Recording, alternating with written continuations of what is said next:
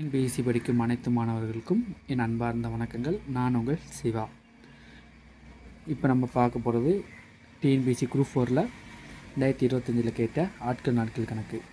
இதனோட கணக்கு இவ்வளோ பெருசாக இருக்குது, இது நம்மளால் செய்ய முடியுமா அப்படின்னு நீங்கள் நினைக்கவே கூடாது. இந்த மாதிரி கணக்கெல்லாம் 2 ஸ்டெப் 3 ஸ்டெப்லேயே ஆன்சர் வந்துடும். நீங்கள் எதுவும் கவலைப்படாதீங்க.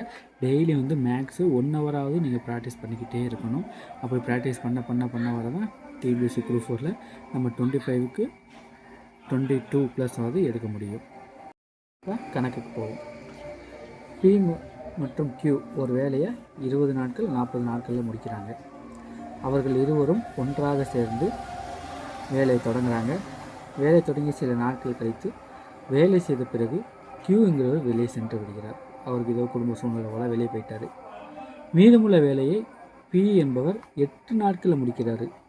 எனில் தொடங்கியிலிருந்து எத்தனை நாட்கள் பிறகு கியூ வேலை விட்டு செல்கிறார். இதுதான் கணக்கு. கணக்கை முழுசாக வாசிக்கணும். வாசி முடித்த பிறகு கடைசி என்ன கொஸ்டின் கேட்குறாங்க அது நம்ம முக்கியம் கேட்குறாங்க அப்படிங்கிறது. இப்போ பியும் கியூவும் எத்தனை நாளில் வேலை செஞ்சு முடிக்கிறாங்கன்னு சொல்லி கொஸ்டின் வரும்.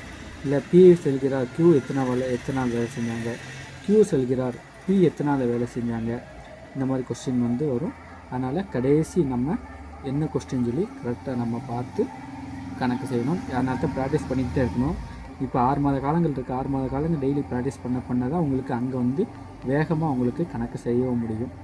இப்போ பார்க்கலாம். பி கியூ எத்தனை நாள்? 20 days 40 days. இந்த ரெண்டுக்கும் மீச்சமாக எடுக்கணும். மீச்சமாக எடுத்தால் மீச்சமாக 40 வரும். சரிங்களா? இப்போ மீச்சமாக 40 வருது. பி இது டோட்டல் ஒர்க்கு. மொத்த வேலை 40ன்னு வச்சுக்கோங்க. எல்சிஎம்மில் வர வேலையை மொத்த வேலை 40. 40ல் இவர் 20 நாள் வேலை செய்கிறாரா? 20 நாள் வேலை செய்கிறாருன்னா இவர் ஒரு நாளைக்கு 2 வேலை செய்வார். ஒன் டேக்கு 20 நாள் 2 வேலைக்கு செய்வார். கியூ 40. இது அவர் செஞ்ச வேலை, இது டோட்டல் போட்டு ஒரு நாள் டே. அப்போ ஒரு நாளைக்கு இவர் 2 செய்கிறாரு, இது ஒரு நாளைக்கு 1 செய்கிறாரு. நம்ம என்ன நினச்சிக்கிறோம்? பைக் வச்சுக்கிறோம். இப்போ ஒரு நாளைக்கு 2 பைக் செய்வார், இது ஒரு நாளைக்கு 1 பைக் செய்வார். மொத்தமாக எல்சிஎம் வர ஆன்சரை மொத்த பைக்கு வச்சுக்கிறோம். அப்போ 40 பைக்கு. அவர் என்ன கேட்குறாங்க?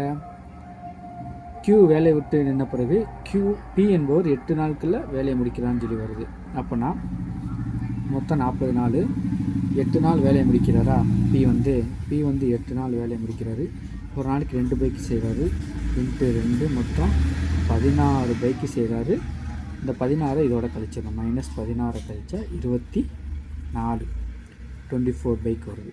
இந்த 24 பைக்கு தான் பியும் கியூயும் சேர்ந்து செய்கிறாங்க. அப்போனா பியும் பி 2 கியூ 1. இப்போ ஒரு நாளைக்கு 3 பைக் ஆகிப்போச்சா? ஆனால் அந்த 3 பைக் வகுத்தல் 3 8 3 24. அப்போனா கியூ பியும் கியூ 2 நாள் வேலை செஞ்சு கியூ 8 நாள் கழித்து வேலையை விட்டு நிற்கிறாரு. இதுக்கு ஆன்சர் 8 days. நன்றி, வணக்கம்.